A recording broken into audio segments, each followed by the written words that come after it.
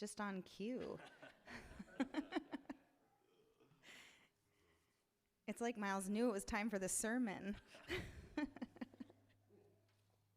Thank you, Miles. So Shabbat Shalom, friends. Thank you for being with us and braving the cold outside to be here in our sanctuary if you are here in person, and thank you for joining us again online, wherever you are. So, a question. Of the many expressions that you may know that are central to core Jewish identity, to a particularly Jewish point of view or even worldview, what comes to your mind? What stands out? What expression might stand out as most central to a core Jewish worldview? And if you got nothing, it's okay. I know it's like a deep question for whatever time it is before dinner. Yeah, Erica. Okay, great. Lovely. That's a winner. Do unto others.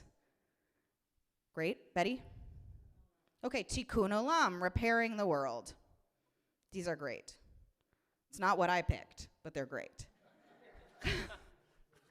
L'dor v'dor, from generation to generation. Also great.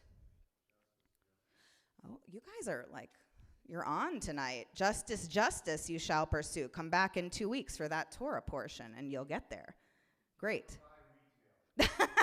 That's perfect.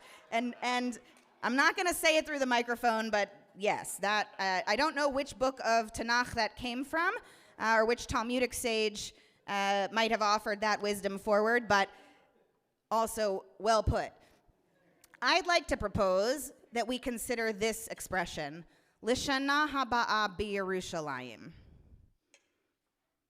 Next year in Jerusalem. You likely know that expression. It's something you say if you observe a Passover Seder as the very final words. At the very end, should you dare to go there. I know like a lot of us, once we get to dinner, we're not really doing sections 3 and 4 always of the Haggadah, if we're honest. But even if you skip that part, probably at some point before everybody leaves, you might say, L'shana haba'a b'Yerushalayim, next year in Jerusalem. So consider that we navigate the entire Seder through this binary dichotomy of slavery and freedom, as if dancing back and forth between the imprisoning constriction of Mitzrayim and the boundless openness that true freedom seemingly provides. We engage in storytelling, observe and consume edible symbols, and physically mimic different postures evoking these very same themes of slavery and freedom.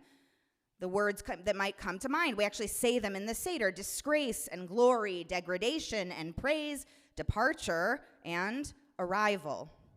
And so it would seem to make sense that the final words for the closing scene of such an undertaking might well be served to be, and we all lived happily ever after. But we don't end that way. We end in a different way, and it's a little strange if you think about it. Next year in Jerusalem. The whole story only to end it by saying, still not there yet. And that leads me to wonder why. If we're still not there yet, it leaves this enduring question unanswered. Will we ever actually get there? Arrive at the freedom, liberation, openness, fulfillment that is the yearning and promise of every previous Seder's beginning and end? What's the point of telling the same story with the same unfinished ending over and over again if we never really get anywhere? It's very countercultural to our Western mindset. And since I don't anticipate any Haggadah publisher to be so bold as to change the text of their concluding verses to be, and we got there, we might consider that Judaism's quintessential arrival delay is, in fact, by design, and therefore offers to us an important insight that we might consider not just on Pesach, but every day of our lives. Consider for a moment how our lives are built around a series of shared, defined, if not expected, markers that we anticipate optimistically, fearfully, or both. Or consider how often we find ourselves in our relationships, our work, our education, our bodies, measuring our own happiness by applying similar markers as metrics, thinking to ourselves, I'll be satisfied when, apply the marker. My partner does what I want him, her, them to do. In my case, it's a him, if he's watching. I'll be satisfied when I get that next promotion or title. I'll be satisfied when I lose that right number of pounds, when I look a certain way again. Only to arrive at a given milestone to discover not complete and utter satisfaction, but more likely, simply the revelation of a whole new I'll be satisfied when destination marker somewhere in the yet to be attained future, down that horizon line. And so an interesting insight about this comes from this week's Torah portion, Beshalach, which features another key component of the Passover narrative. Here, the climax of our ancestors' flight from the grips of Egypt in the crossing of the sea. This episode serves not just as a key marker for us in the Passover story, but if you study Talmud, you know that later in Jewish history, the Talmud comes to understand the crossing of the sea as a marker in and of itself for when a person should utter a blessing of gratitude. The Talmudic sages point out, one who sees the crossings of the sea must give thanks and praise. But what does it mean to see the crossings of the sea? When exactly should one utter gratitude at such an occasion? If we take the passage or picture the movie The Ten Commandments, when this is happening at first glance, it appears that the gratitude is experienced once our ancestors are safely across on the other side. You know the story. They walk up to the sea.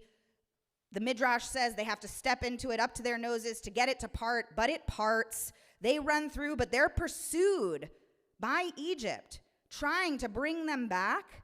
A miracle is performed. They make it through to the other side. The sea closes in, and then we think that's when they sing. We can't, after all, offer gratitude for something that's yet to be done, can we? So enters a biblical commentator of the modern era, Rabbi Baruch Halevi Epstein, and he notes that the crossings are the whole place through which our ancestors traversed the sea. Not just the point when the sea is fully crossed, but every step along the way from the minute they dip their toes into the water. Epstein is suggesting that our ancestors didn't wait until arrival at their destination to offer thanksgiving. Instead, they were grateful while they were walking the entire length. Biblical commentator Aviva Gottlieb Zornberg masterfully surmises this idea in her book called The Particulars of Rapture, and she teaches this. The Talmud is urging praise and thanksgiving while one is in the midst of the narrative, before the tension is resolved, before one has emerged from the undetermined, ominous passage. That is the time for gratitude and song. Why do we repeat the same story over and over again? Why do we never actually get there? Because every place we stand is there. It's just a matter of how we look at it.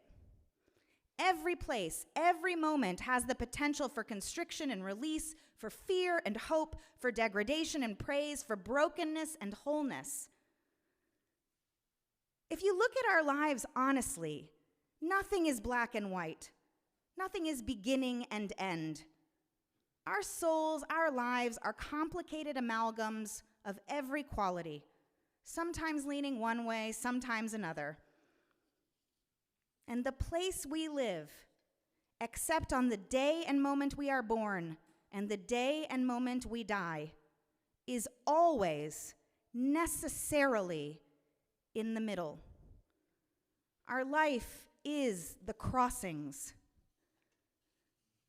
Judaism, in nearly every text and teaching, from ancient to contemporary, insists that if you are alive and conscious, each and every moment is a milestone worth claiming. And it doesn't matter whether it's a moment of pleasure or pain, a moment of clarity or confusion. Each moment, simply because we are in it, is a marker in and of itself. What might our lives look like? What might they feel like? How might we live them?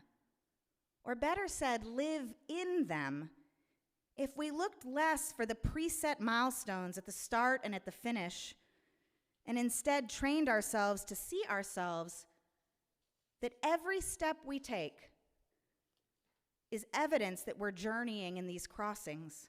What if instead of spending our time preparing to reach whatever we perceive is down the road at some distant finish line, we spent our lives fully immersed in each and every pace we had, present radically to the experience in any and every moment? And what if we measured our lives not in terms of a line drawn from one milestone to the next, but instead by how fully we lived in each moment, every time it presents itself? So back to that next year in Jerusalem thing. Interestingly, there's one other collective time in the Jewish year we actually say those words. Does anybody know? This one's a little tricky because it kind of gives it away a little bit that you don't know it. No judgment. I didn't know it either until I was a rabbi. They're the very last words that you say at the very end of Yom Kippur at Ne'ilah. When we've finally made it through to the other side, after all the work is supposed to be done, when the gates have literally closed and a new year has opened wide in front of us, we don't say Shana Tova. We say B'Shana Haba'a B'Yerushalayim, next year in Jerusalem. And while most of us likely go to a break the fast immediately after services, Jewish tradition teaches that the next thing we're supposed to do after saying B'Shana Haba'a B'Yerushalayim is to put the first nail in the sukkah. Not to eat something, to get to work, because there's no time to rest. A new horizon line has been revealed. More life is there to be lived, marked each and every step along the way. This day, every breath we take. Shabbat shalom. Shabbat shalom.